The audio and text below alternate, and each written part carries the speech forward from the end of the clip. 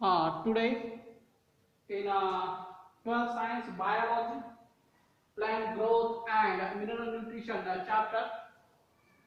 Now in this chapter we study about the plant height, day-neutral plant, day-night plant, photoperiodisms, growth regulators, and this growth regulator or hormones, growth hormones. We can say that we discuss about this point in case of plant growth and mineral nutrition. Today, write a note on fertilization. This is a very new point for your understanding purpose. Examination ask these questions for 2 to 3 marks. Therefore, we can write these questions. आज आपल्याला या chapter विषयी बरेचसे point दिलेले आहेत plant growth and mineral nutrition याबद्दल आणि आपल्याला फर्टिलायझेशन बद्दल आपल्याला आता समजून घ्यायचे वनस्पतींचा वाढ आणि विकास हे आपल्याला ग्रोथ हार्मोन्स वर अवलंबून असतो कारण आपण ग्रोथ हार्मोन आर्टिफिशियल कोणते असतात ऑक्सिजन जिब्रेलिन ॲब्सिसिक ऍसिड्स असे पण पाहिले आहेत वनस्पती हे नॅचरल असतात आणि नॅचरल वनस्पतीमध्ये सुद्धा आपल्याला त्यामध्ये नॅचरल हार्मोन्सची निर्मिती होताना आपल्याला पाहायला मिळते काही ज्या वनस्पती ॲन्युअल असतात ते असतात प्री ॲन्युअल हे पण लक्षात घ्यायचं वनस्पतीचं क्लासिफिकेशन मध्ये हर्ब शब आणि ट्रॉपिकल या संदर्भाबद्दल माहिती आपण समजून घेतली आहे now the conditions are very important for the growth development in the plant आज वनस्पतींचा वाढ विकास होणं अत्यंत महत्त्वाचा आहे now plants is that is the primary consumers now आपल्याला वनस्पतीमधील फ्लावरिंग कसं असतं फ्लावरिंग म्हणजे पुष्प येण्याची प्रक्रिया कशी असते हे आपण समजून घ्यायचं आहे फुलांची रचना काय असते फुलामध्ये काय असते आपल्या सगळ्यांना माहिती आहे petals coronas sepals androecium gynoeciums pollen grains याविषयी माहिती आहे now there are different seasons तुम्हाला माहिती आहे की आपल्याला वेगवेगळे ऋतू असतात बरोबर आहे समर विंटर आपण मेन डिवायडेशन केलं आहे उन्हाळा आणि आपल्याला त्या ठिकाणी हिवाळा याच्यामध्ये पर्टिक्युलरली प्लॅन्टसाठी आपल्याला इफेक्टिव्ह सीझन आहे हे लक्षात घ्यायचं मग टेम्परेचर हा एक महत्त्वाचा रोल आहे तापमान कसं पाहिजे काय नाही उन्हाळ्यामध्ये वनस्पतींचा वाढ विकास एवढ्या जोराने होत नसतो हिवाळ्यामध्ये थंड हवा असते टेम्परेचर लो असते त्या ठिकाणी फ्लावरिंगची कंडिशन चांगली असते स्प्रिंग त्या ठिकाणी पॅरामीटर सीझन्स आणि त्यामुळे आपल्याला वनस्पतींमध्ये वाढ आणि विकास एकदम व्यवस्थितरित्या होताना पाहायला मिळते निसर्ग निर्मित रचना जी असते आपल्याला विंटर सीझनला पर्टिक्युलरली ऑब्झर्व होत असते हे लक्षात घ्यायचं तर फर्टिलायझेशन म्हणजे काय नेमकं तर flowering induces flowering in a plant with a lower temperature in short मध्ये आपल्याला त्याला फर्टिलायझेशन असं म्हणायचं आहे बरोबर now question today right note down fertilization is a method of inducing early flowering early म्हणजे काय लवकर early flowering by pre-treatment of seeds with a certain lower temperature is called as fertilization मग seed वर treatment झाले pre आपण या ठिकाणी pre treatment of seeds म्हणजे काय बीजावरची आपल्याला या ठिकाणी प्रक्रिया पाहायला मिळते and with a certain lower temperature तापमान कमी आहे मग त्या ठिकाणी म्हणजे आपल्याला जी काय बीजाची लागवड करायची आहे आपल्याला विंटर सीझन मध्ये करायची टेम्परेचर कसं पाहिजे आपल्याला लोअर पाहिजे त्यालाच आपल्याला थोडक्यामध्ये काय म्हणायचं फर्टिलायझेशन कशासाठी काय पाहिजे आपल्याला फ्लावरिंग साठी इंड्युसेस फ्लावरिंग इंड्युसेस म्हणजे काय रिड्युसेस काय आपल्याला रिड्युसेस हे लक्षात घ्यायचं induces flowering is reduces means in short fertilization is a method of inducing early flowering inducing म्हणजे काय producing हे दुसरा एक वर्ड आहे producing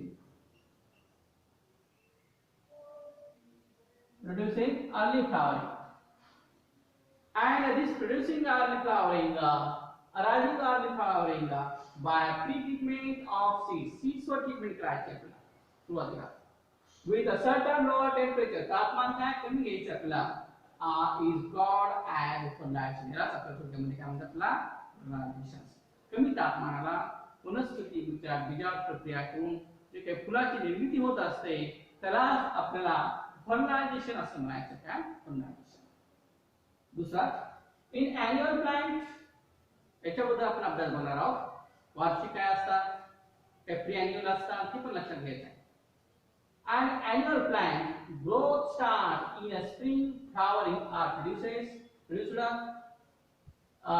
ग्रोथ कधी स्टार्ट होते याच्यामध्ये स्प्रिंग सीझनला होत असते अॅन्युअल प्लांट मध्ये. वार ग्रोथ म्हणजे काय आपण वार स्प्रिंग सीझनला पाहायला मिळते. Flowers are produced in summer, वनस्पती जे काय फ्लावर आहे पुष्प हे आपल्याला उन्हाळ्यामध्ये पर्टिक्युलरली पाहायला मिळतात. And fruits and seeds are developed laters, त्यानंतर फळं येण्याची प्रक्रिया आहे, त्यानंतर सीड्स बीजे येण्याची प्रक्रिया फळामध्ये असते, काय आपल्याला त्यामध्ये डेव्हलपड लॅटर त्यामध्ये नंतर आपल्याला पाहायला मिळते. मग प्रथमतः फ्लावर्स आहे, सीड्स आहे, त्यानंतर आपल्याला फ्रुट्स आहे, त्याची पण रचना आपल्याला म्हणजे फ्रूट सीड्स हे पाहायला मिळते. फ्लावर्स होतं फ्रूट, फ्रुट्स होतं सीड्स.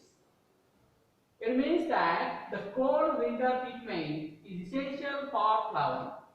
मग थंड वातावरण असणं आणि विंटर सीझन असणं अत्यंत आवश्यक, essential for flowering in these plants. Angle plant मध्ये कसं पाहिजे, कोणतं सीझन पाहिजे आपल्याला, विंटर. विंटर म्हणजे कोणता, हिवाळ्यामध्ये. बरोबर. The flowering flowering hormones. याला एक नाव आहे आपल्याला. सबस्टन्स हा केमिकल युक्त आपल्या प्लांटला फायदेशीर आहे. त्या ठिकाणी फ्लावर इंड्युसिंग होत असतात, प्रोड्युसेस होत असतात. तर पॉलिनिंग हे आपल्याला समजून घ्यायचं.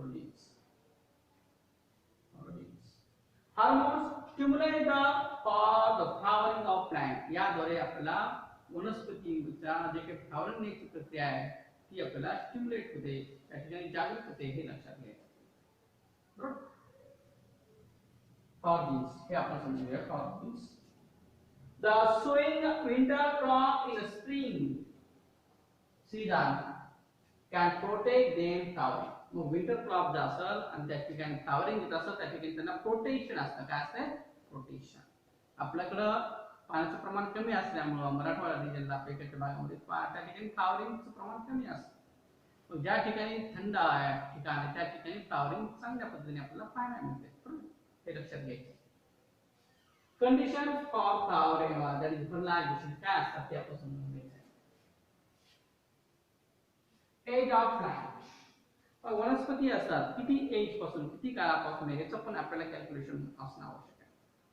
मग कोणत्या वनस्पती उन्हाळ्यामध्ये टिकून राहतात समर सीझनला, कोणत्या वनस्पती आपल्याला विंटर सीझनला राहतात, हे एज हे आपल्याला समजून घ्यायचं आहे. टॉलरन्स प्लांटला जास्त महत्त्व आहे. टॉलरन्स म्हणजे काय, तग धरून राहण्याची क्षमता असलेल्या प्लांट वनस्पती जे असतात त्याला आपल्याला अत्यंत महत्त्वाचं हे वर्नायझेशन्स आणि त्या वनस्पतींची आपल्याला चॉईस करता आली पाहिजे. टॉलरन्स म्हणजे काय, त्या ठिकाणी रेजिस्टन्स पॉवर असते, ऊन वारा पाऊस सहन करण्याची क्षमता असते, त्यावर आपल्याला एज ऑफ प्लांट हे आपल्याला समजून येते. दुसरे ऑक्सिजन्स. ऑक्सिजन मध्ये दोन प्रकारचं आपल्याला या ठिकाणी पाहायला मिळतं रेस्पिरेशन प्लांट मध्ये. Presence of oxygens aerobic, in absence of oxygens.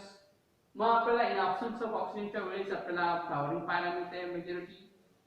Presence of ऑक्सिजनच्या वेळेस हे आपल्याला ऑक्सिजनवर डिपेंड हे लक्षात घ्यायचं. Now in this condition formations, these are the conditions. Oxygen is also very low. त्या ठिकाणी पाहायला मिळते आणि त्या ठिकाणी आपल्याला विंटर सीझनला मिळते. बरेचसे जे काही आपल्याला विंटर सीझनला ऑक्सिजन लेवल थोडीशी कमी असते आणि त्या ठिकाणी फ्लॉवरिंग आपल्याला मोठ्या प्रमाणामध्ये पाहायला मिळतं. बरोबर आहे.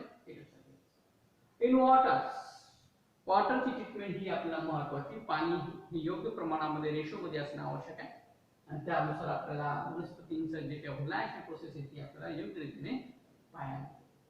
वॉटरिंग ची लेवल पण आपल्याला माहिती असणं आवश्यक आहे. सुटेबल टेम्परेचर तापमान हे आपल्याला त्या ठिकाणी पाहायला मिळतं 0 degree centigrade to 5 degree centigrade. Generally आपल्याला 25 डिग्री सेंटीग्रेड पर्यंत टेम्परेचर चालतं वनस्पतींना 25 पर्यंत. पण हे आपण लक्षात घ्यायचं 0 degree centigrade to 5 degree centigrade for fertilization process. त्या फर्टिलायझेशन प्रोसेस ही कंडिशन आहे हे आपण समजून घ्यायचं. Today we will discuss about the point that is fertilization. Fertilization is the method inducing the flowering by pre-treatment of seeds with a certain low temperature is called as fertilization. Fertilization म्हणजे जे वनस्पतींना पुष्प येण्याची प्रक्रिया आहे लवकरात लवकर बीजाचं वर आपण प्रक्रिया केली सुरुवातीला त्याला आपण थोडक्यामध्ये फर्टिलायझेशनचं समजून घ्यायचं.